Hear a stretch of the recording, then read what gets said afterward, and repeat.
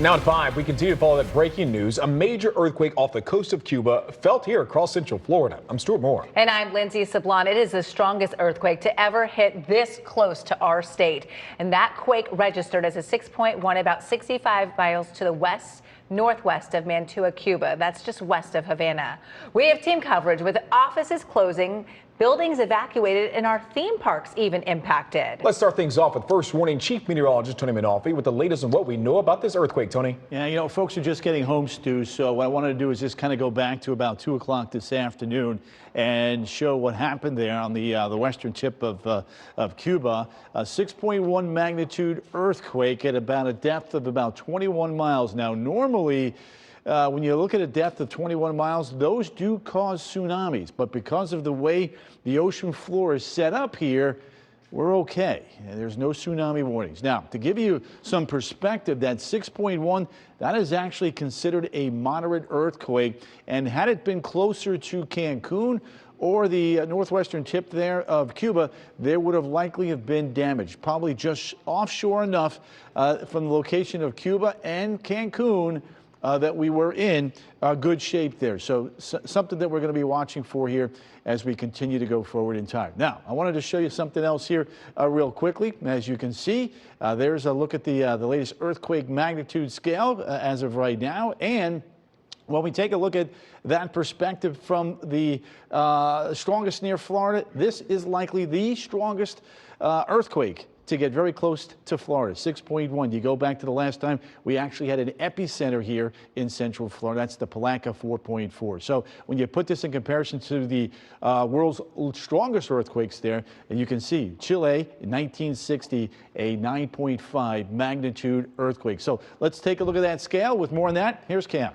So on top of the magnitude scale, there's something called the earthquake shake scale. It's a completely separate factor here. And in terms of this earthquake, the strongest shake was a level 5, which is a moderate shake that is closer to the epicenter of this earthquake. But I want to show you this graphic here. It feels like, or how did you feel the shake graphic? And every blue dot that you see here on this map, I know it's small, is indicating someone who reported feeling shaking. And you can see it was all the way from North Florida, lots of reports here in Central Florida as well. And our executive producer, Jason Olson, is going to click on some of these dots to show you most of these were a level 2 to even 3, indicating some weak shaking. So you can see the concentration of the amount of people who actually felt this in Central Florida was quite a bit. You flooded our newsroom with calls, and thankfully, as Tony mentioned earlier, no tsunami associated with this earthquake at all, which is good news. But as Jason widens out the picture, look at the number of reports. Look at where the epicenter was, again, about 64 miles off the coast of Cuba. But there were reports all the way up in North Florida from this earthquake. Back to you guys. The question this evening is definitely, did you feel it? Everyone Yes. you talked to, right? Well, this quake actually led to evacuations at some offices in downtown Orlando. First warning meteorologist Victoria Wisniewski continues our team coverage live from the Regions building in downtown. Victoria. Hey, good afternoon, guys. Yes, the Regions building, that is one of the areas that some people certainly felt some of the shaking. Now, at 6 o'clock, we are going to be speaking to one of the employees at one of the law offices there. But before then, we were just kind of walking the streets and trying to see who felt it. And it actually is Darius who did see or did feel a lot of that shaking earlier today. He spoke with us, and this is what he had to say. Honestly, I thought somebody was just coming up the garage because sometimes it shake. It wasn't until my friend put on Instagram, she said earthquake ? And I was like, what is that? And that's when I did the research. I don't know exactly how far we are, but that's a very far way to be feeling the earthquake.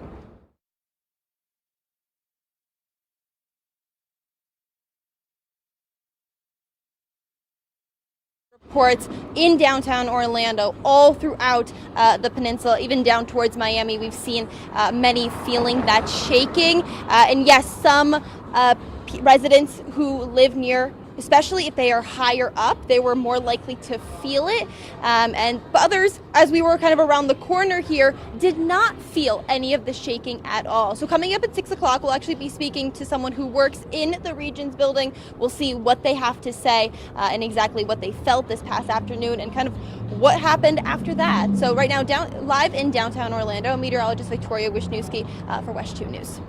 Over in Lake County, their county offices closed after they too felt the rumbles and the shaking from the earthquake. West 2's Haley Crumble-Holmes live there. And Haley, you talked to a county spokesperson. What did they say?